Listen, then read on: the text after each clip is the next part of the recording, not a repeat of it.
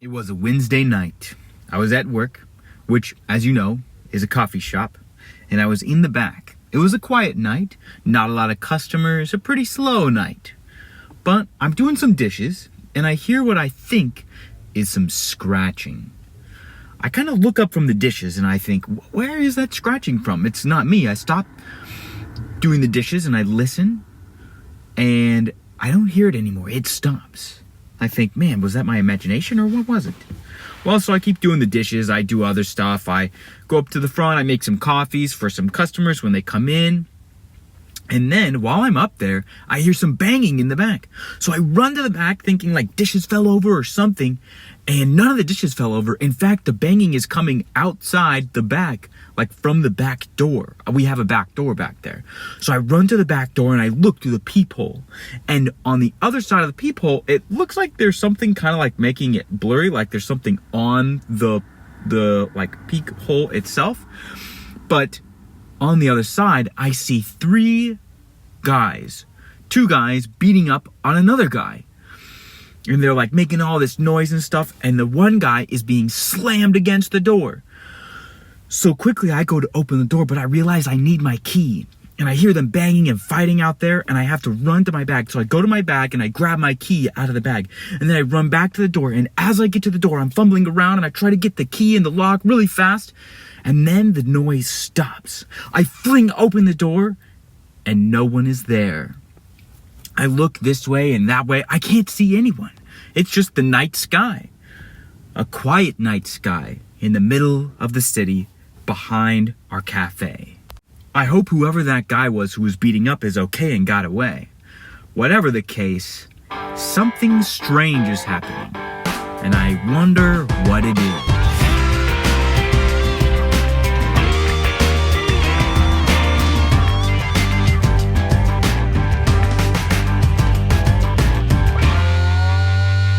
Hello, my young adventurers. This is your Uncle Nick with another story. As you know, most of the events in these stories are made up, even though some things might be true. Like I do work at a coffee shop and there is a back door and there is a peephole in that back door. But what happens in this story might be slightly exaggerated from reality. But you never know. If you like these stories, tell a friend.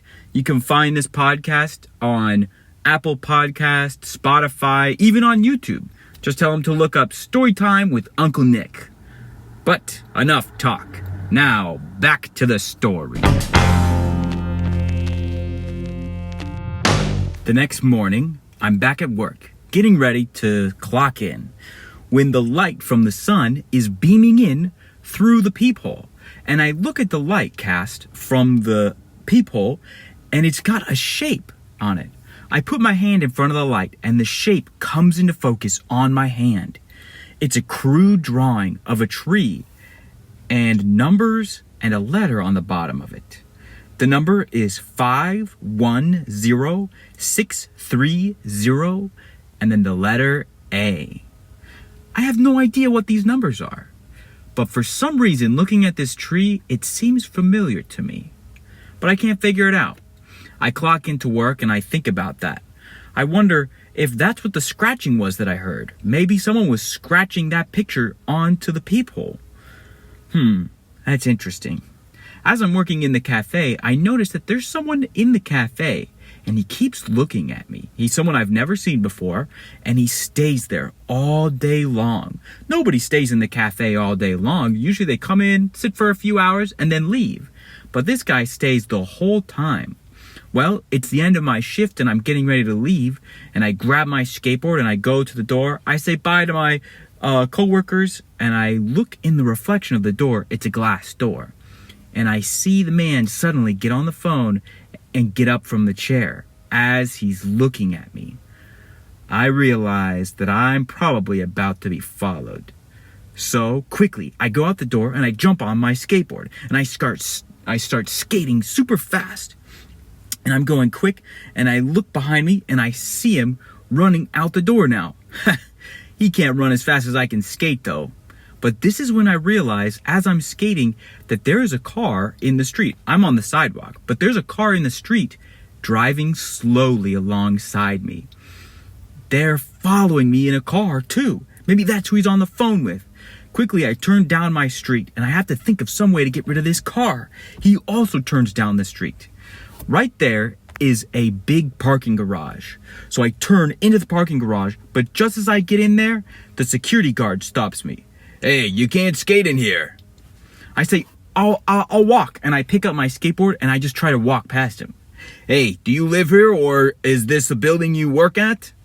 I'm like, "No, I don't work here." And he said, "This is a private garage for those things. If you don't work here or live here, then you can't be on this property." Now, I've been security before.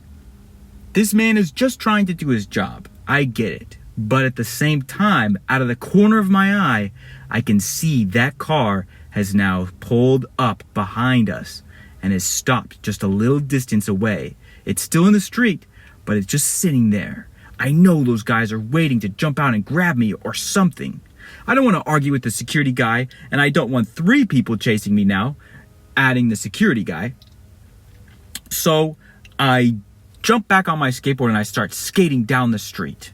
I look over my right shoulder to see who's in the car driving after me, and it's 2 guys with sunglasses.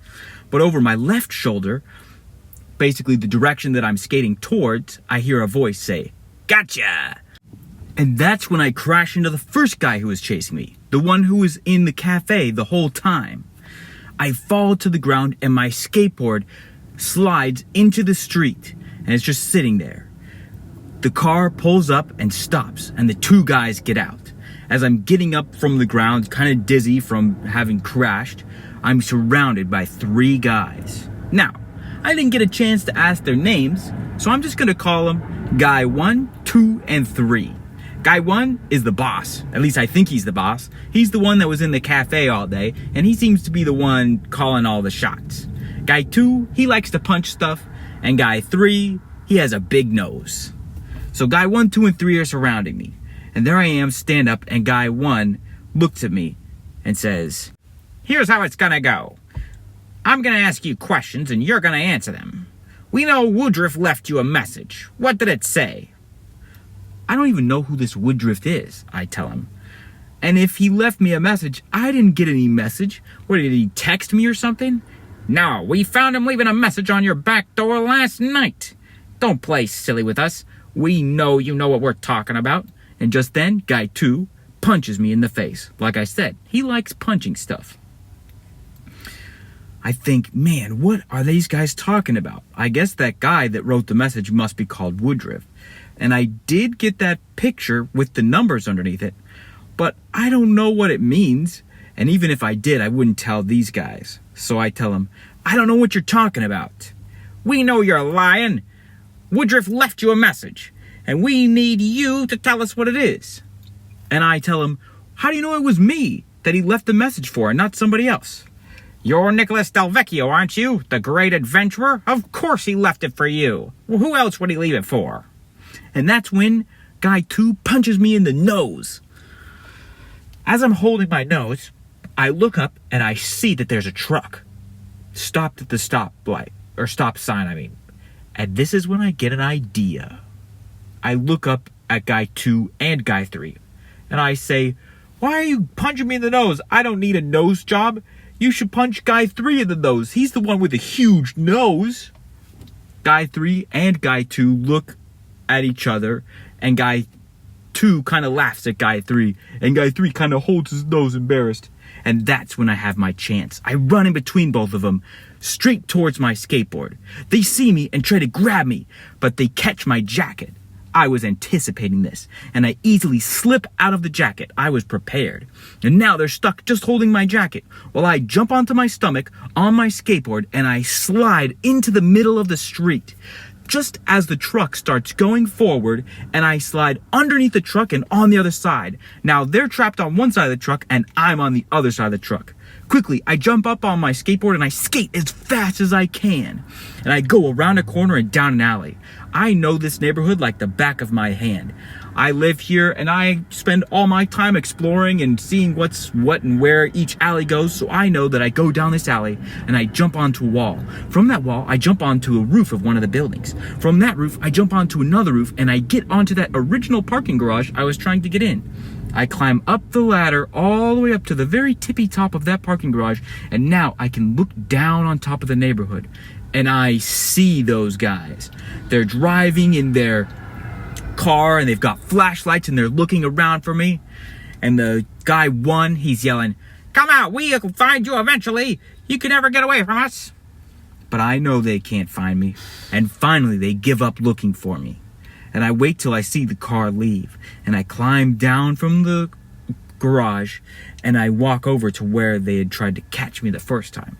They left my jacket on the ground, so I pick it up, and this is when I pat it down, and I realize they left a tracking device in the jacket. You guys don't realize you are dealing with Nick the Great Adventurer. This isn't my first adventure I've been on, and I know when guys are trying to find me, they're definitely going to leave a tracking device. So I take the tracking device, and as I'm walking down the street, there's another guy walking his dog. And so I pretend to bump into him, but when I bump into him, I drop the tracking device into his pocket. Now those bad guys are going to follow him home instead of me, and they won't find out where I live. So I go home, and I'm in bed, and I'm thinking about what happened that day. And as I lie on my back, staring at the ceiling, thinking about the day, I think to myself, was I too mean to Guy 3? Should I have said those things about his nose being big? That was kind of mean. But then I think, well, they were being mean to me first. They punched me in the nose. But then I remember the old saying that says, 2 wrongs don't make a right. And then I suddenly laugh, because I remember a joke my dad told me when I was a kid. 2 wrongs don't make a right, but 2 rights make an airplane. Get it? Because 2 rights, the Wright brothers. Anyways, my wife, your Aunt Jessica, is lying in bed next to me, and she suddenly is jolted awake because I suddenly laughed. And she looks over me kind of frustrated, and she says, "What are you thinking about?"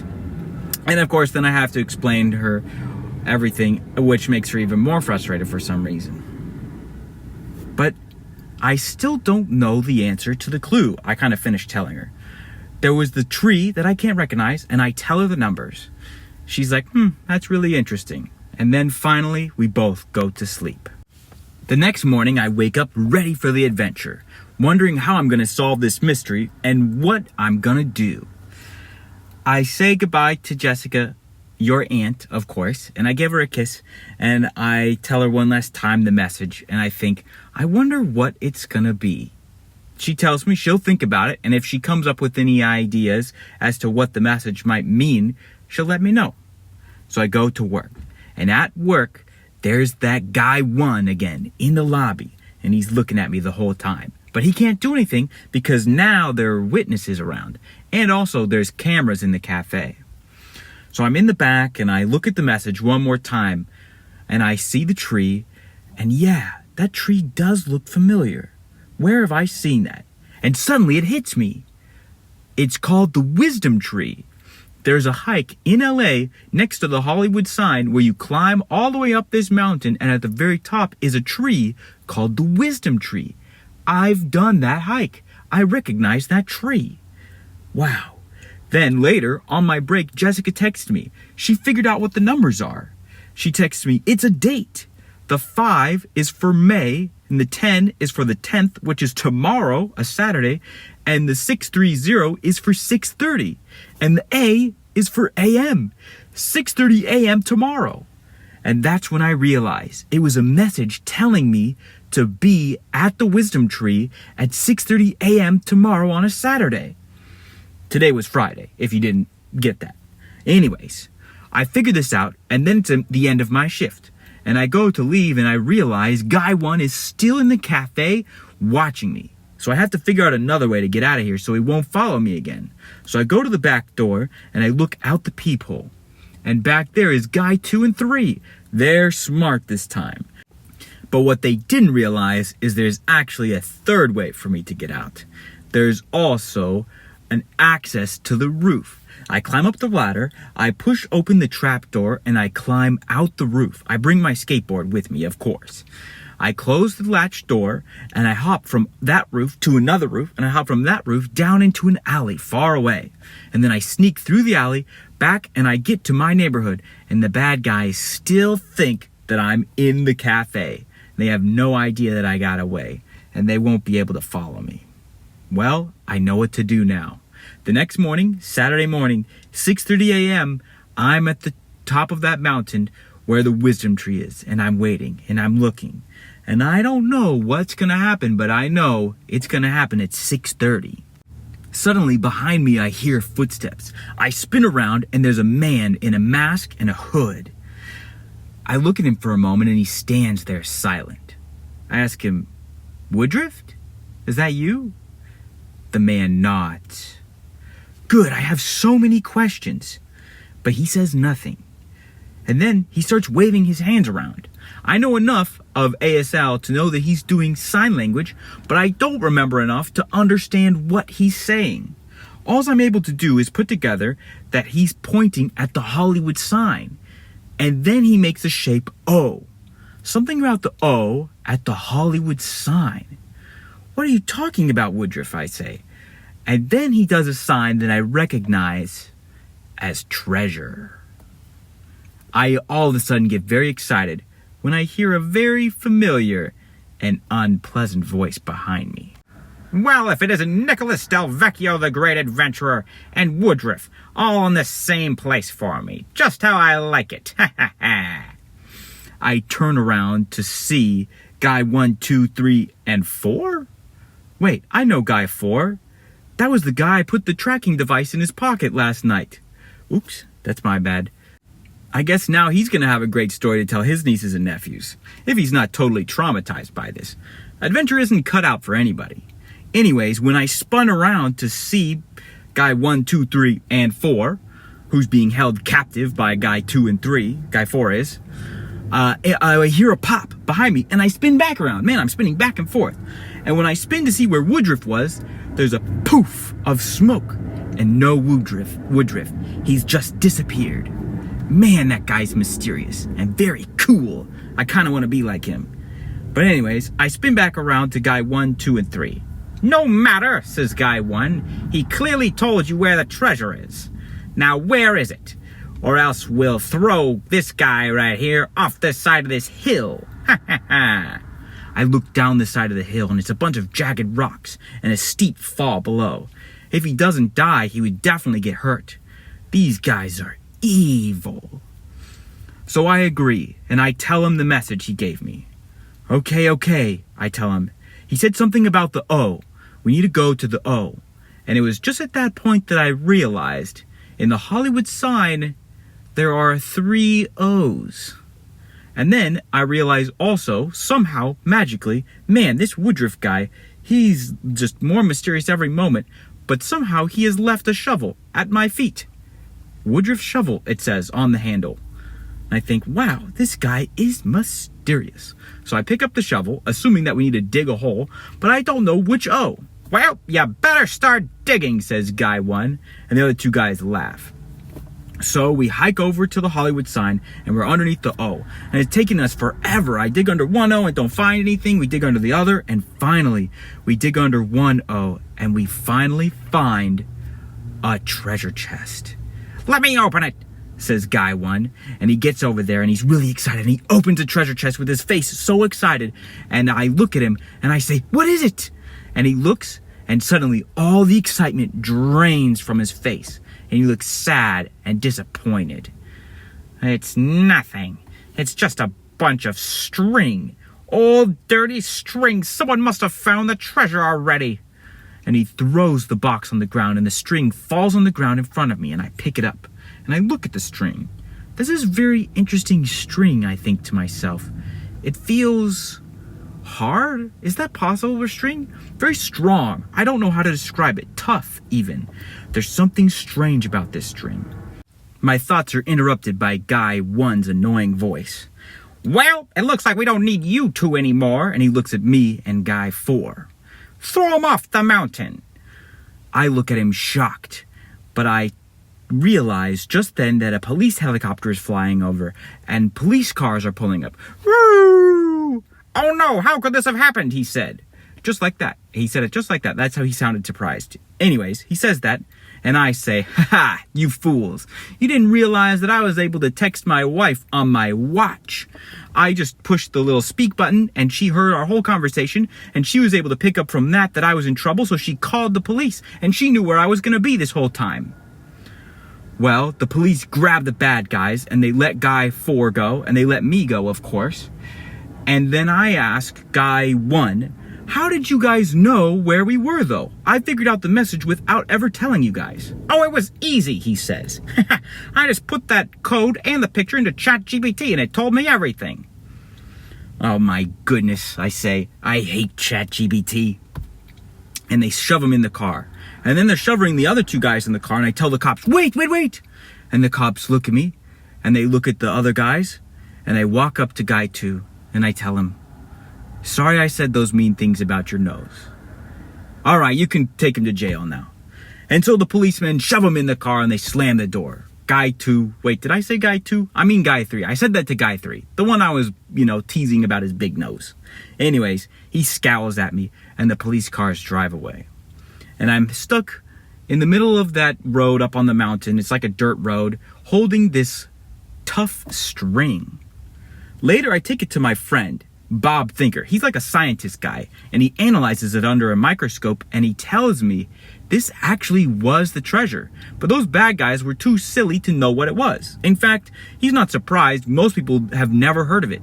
It's called diamond string. It's like diamond in the rough. It never looks shiny, it only looks dull, and it's string. But it's the strongest string known to man. It is more strong than Kevlar or anything else. So he gives it to me and he says, "It looks like you have a pretty great treasure there." So I take it home and I give it to Jessica. And Jessica takes the string and she crochets it into a sweater, which I now wear all the time. And now that is how I come to have a bulletproof and like blade proof, like you could try to stab me with a knife or something.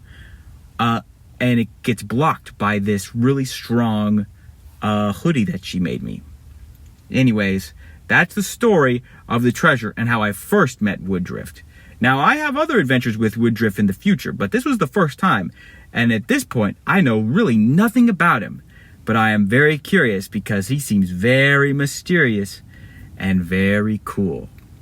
Well, I hope you enjoyed today's story. Until next time, keep adventuring.